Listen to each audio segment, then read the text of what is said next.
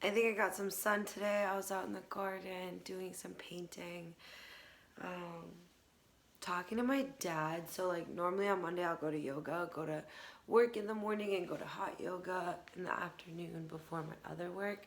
But today I was on the phone with my dad, and we were talking about each other to each other, like saying, I really love this about you.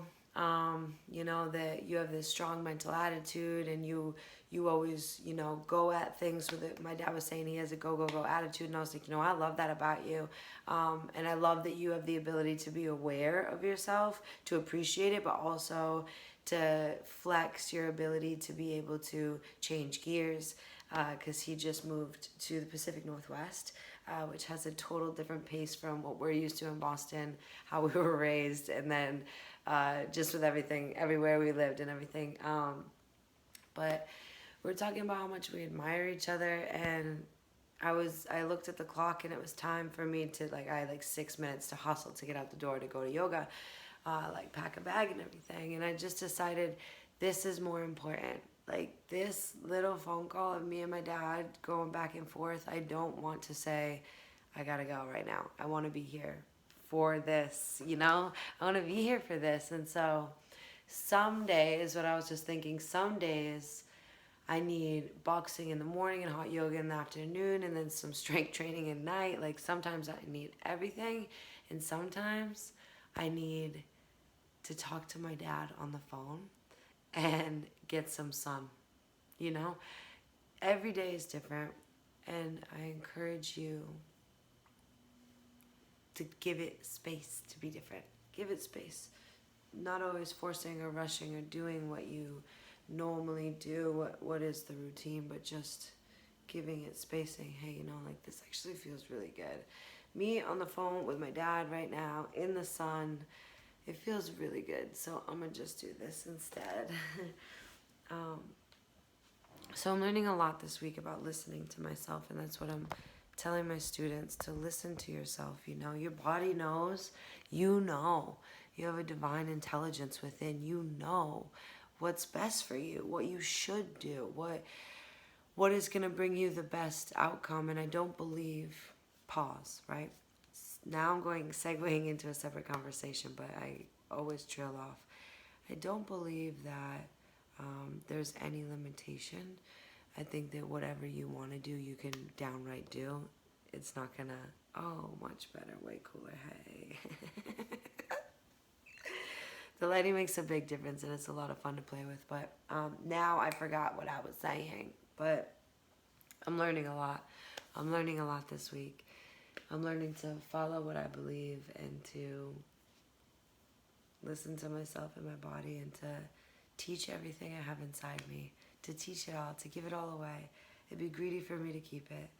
And even these little talks, I want to watch videos of me saying what was ever on my mind, what I was up to, what I was thinking about, what I was consuming. Today I didn't read any books yet. I guess I'll finish Shoe Dog, that's on the shelf. I'll finish that because I go to Portland, Beaverton, where Nike was invented, and I want to have it finished by then. But I didn't read anything. I listened to Sarah Blondin. She's like an OG favorite meditation teacher. I guess she's a writer, and then she records herself reading what she wrote, and it's like beautiful poetic meditation. I've been listening to a lot of Sarah lately again. And what she's talking about is remembering this wisdom that I was saying before. Remembering that you have these answers inside you. You have the key, just turn it. Turning the key, you have the key. The key is divine intelligence. All you have to do is turn it. Turning it is to just believe in it. All you have to do is believe in it, and it will be true for you. And that's the thing that I think sometimes people get tripped up on. Like, just believe it. You don't have to always be a skeptic. You can just believe something for the sake of trying to believe it, and see what happens. Just turn the key.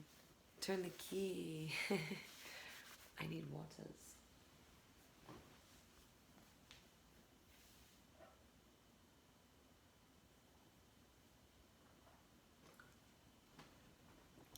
I'm getting ready to do my Christmas, my holiday painting. I have some here.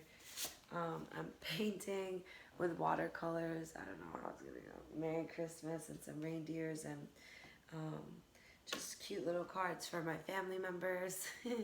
And I'm gonna do that tonight and cook a little food. Because I've been really cautious about my tooth. I have a new tooth coming in tomorrow. And then I broke another one though, and then I broke 2 more over here. So it's really hard for me to eat. So I have to make really soft stuff today forever since the beginning of November, and now it's mid-December.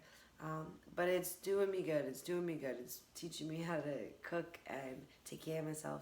And yeah, so that's what I've been eating. I've been baking lots of soft, yummy stuff also for my family, but doing test runs. And then the final stuff I'll make is tomorrow. Wednesday.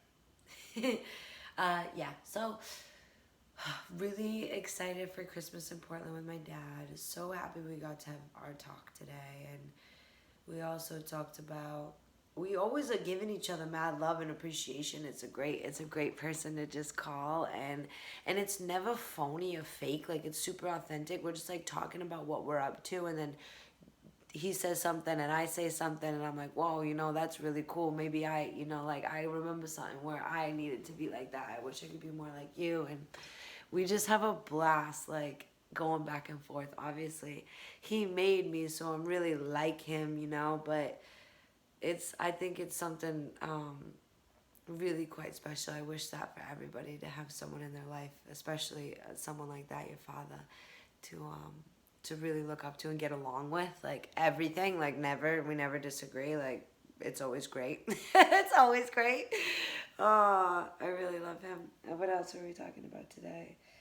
Yeah, being able to change paces. Oh, and the conversations that we have with ourselves. That's what we were talking about. We're like, he said something where he was like, oh, he said this, in my head, I said, you shouldn't have done that. You da-da-da-da, basically like a worthiness thing, right?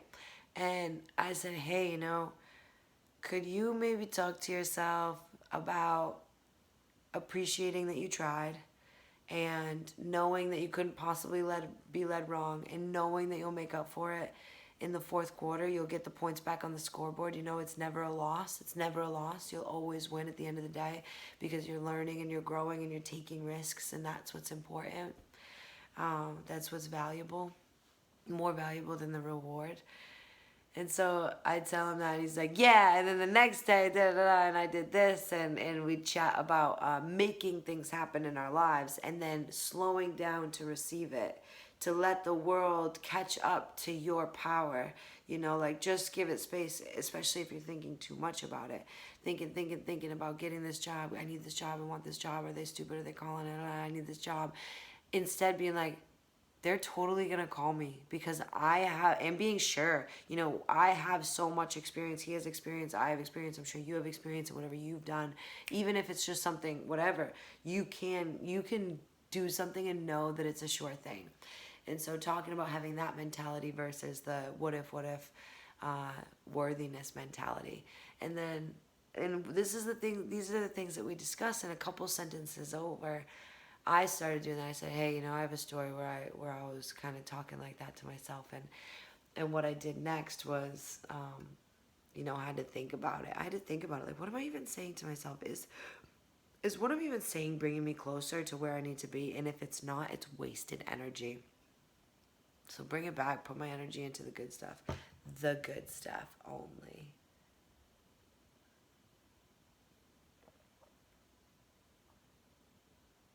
I'm hungry though, so I'm gonna go make some potatoes. Cheesy potatoes and cookies and paintings, and have a blast of a Monday night. Much love to everyone. Take care of yourself. Take care of your families. Call them.